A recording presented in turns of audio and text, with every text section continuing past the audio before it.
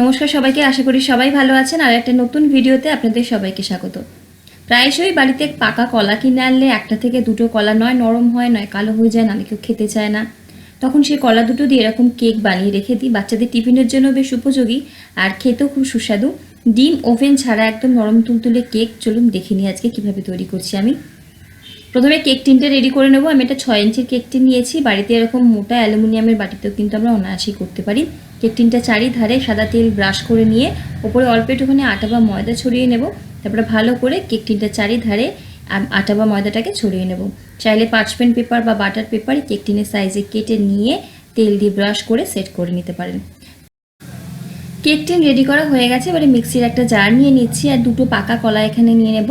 কেকে ব্যবহার করা সমস্ত জিনিসই রুম টেম্পারেচারে বা ঘরের তাপমাত্রায় নেব। ফ্রিজের কোনো জিনিস ঠান্ডার সঙ্গে সঙ্গে বার করে যদি কেকে ব্যবহার করি সেক্ষেত্রে কিন্তু কেকটা ফোলে না, ভালোভাবে তৈরি হয় না। এর সাথে সাথে এখানে নিয়ে নেব হাফ কাপ পরিমাণে চিনি। বাড়িতে যে রেগুলার চিনি ব্যবহার করি সেটাই এখানে নিচ্ছি। চিনির বদলে এই কেকটা অনায়াসে কিন্তু আপনারা গুড় দিয়ে করতে পারেন। যদি গুড়ের পাউডার থাকে হাফ কাপ দেবেন, আর যদি সলিড গুড় থাকে সেক্ষেত্রে গ্রেট করে হাফ কাপ পরিমাণে দিয়ে দেবেন। যেহেতু চিনিটা আমি দানা চিনি ব্যবহার করছি তাই জন্য একসাথে কলার সাথে কিন্তু পেস্ট করে নিচ্ছি। এতে চিনিটা খুব সুন্দরভাবে সহজে তাড়াতাড়ি মিশে যায়। তো এবারে এই মিশ্রণটাকে নিয়ে নেবো একটা বাটির মধ্যে। জাস্ট 10 সেকেন্ড মতো একটুখানি উইস্ক করে নেব।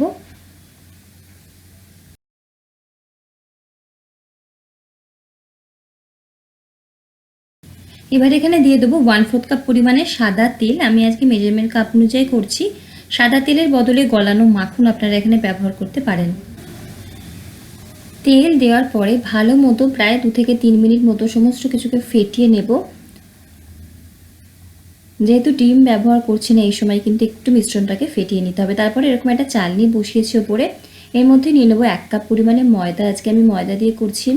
এই একই পরিমাণে আটাও আপনারা ব্যবহার করতে পারেন, সেক্ষেত্রেও কিন্তু কেকটা দারুণ খেতে হবে। নিশ্চয়ই আটার কেক আপনারা বাড়িতে আগে বানিয়েছেন। 1 চা চামচ দিচ্ছি এখানে বেকিং পাউডার, হাফ চা চামচ দেব বেকিং সোডা। যদি কেকটা আপনারা ডিম দিয়ে তৈরি করেন সেক্ষেত্রে বেকিং সোডাটা কিন্তু স্কিপ করে যাবেন। 1 চিমটি নুন, আর এখানে দিচ্ছি আমি 1 টেবিল চামচ পরিমাণে বোর্নভিটা বা চকলেট হরলিক্স দিতে পারেন। আসলে আমার কাছে কোকো পাউডারটা নেই, হালকা একটা কালারের জন্য দিচ্ছি। চাইলে কিন্তু 1 টেবিল চামচ পরিমাণে কোকো পাউডার দিতে পারেন।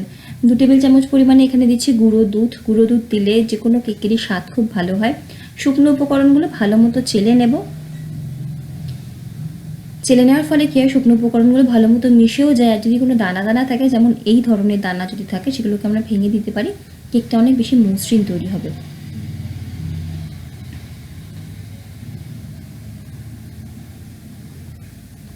এবারে দুধ দিয়ে আমরা একটা ব্যাটার তৈরি করে নেবো। ব্যাটারটা কিন্তু একটু ঘন ব্যাটার হবে, পাতলা ব্যাটার হবে না। কলার কেক একটু ঘন ব্যাটার হলে কেকটা ভালো তৈরি হয়। আমার এখানে টোটাল হাফ কাপ পরিমাণে লিকুইড দুধ লেগেছে। তবে দুধের বদলে কিন্তু আপনারা গরম জল ব্যবহার করেও এই ব্যাটারটা তৈরি করতে পারেন, সেক্ষেত্রেও কিন্তু কেকটা বেশ নরম তুলতুলে হয়। আমি প্রায়শই কিন্তু গরম জল দিয়েও কেক তৈরি করি।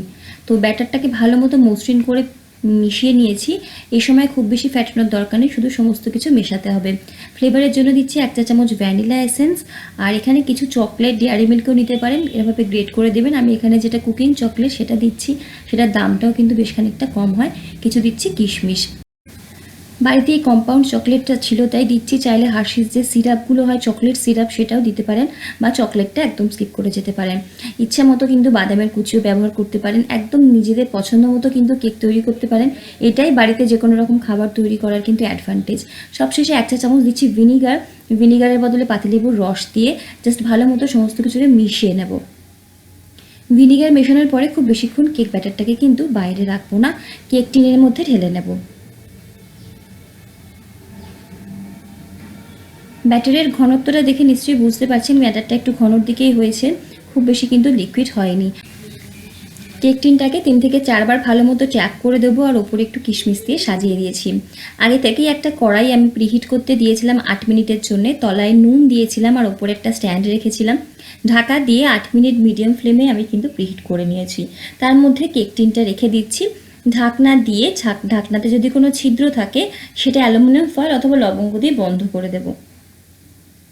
একদম লো ফ্লেমে 40 থেকে 45 মিনিট বেক করলেই কিন্তু আমাদের এই নরম তুলতুলে কলার কেক রেডি হয়ে যাবে।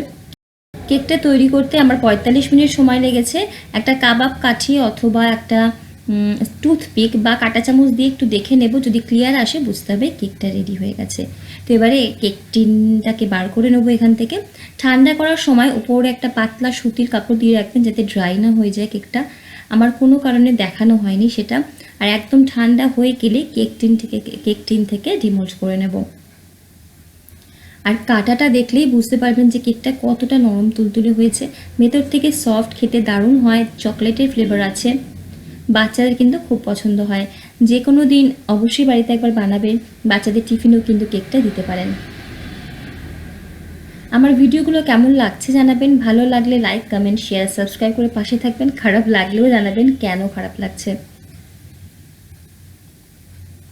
আজকে অবধি, দেখা হচ্ছে পরের ভিডিওতে। আপনারা সকলে ভালো থাকুন, সুস্থ থাকুন, হাসি খুশি থাকুন। ধন্যবাদ, দেখা হচ্ছে পরের ভিডিওতে।